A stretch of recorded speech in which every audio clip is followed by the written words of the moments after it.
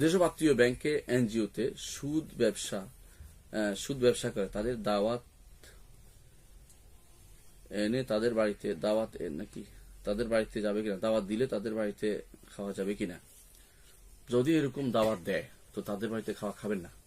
কারণ হচ্ছে তাদের যদি আর কোনো আয় না থাকে, যদি হালাল হারাম মিশ্রিত আয় থাকে তো তাদের বাড়িতে খাওয়া যাবে, তাদেরকে নসিহত করবেন। আর যদি শুধু হারাম আছে তাদের বাড়িতে তো তাদের বাড়িতে খাবেন না।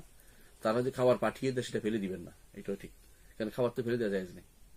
হ্যাঁ, কিন্তু যদি আপনি তাদের দাওয়াত দিলে সেখানে যাবেন, আপনার সব টাকা হারাম, আমি কোনটা খাবো। আপনি কিছুতে হালাল হারাম মিশ্রিত থাকে তখন শুধুমাত্র আপনি দাওয়াত খেতে পারবেন। তবে নসিহত আপনার চালিয়ে যেতে হবে,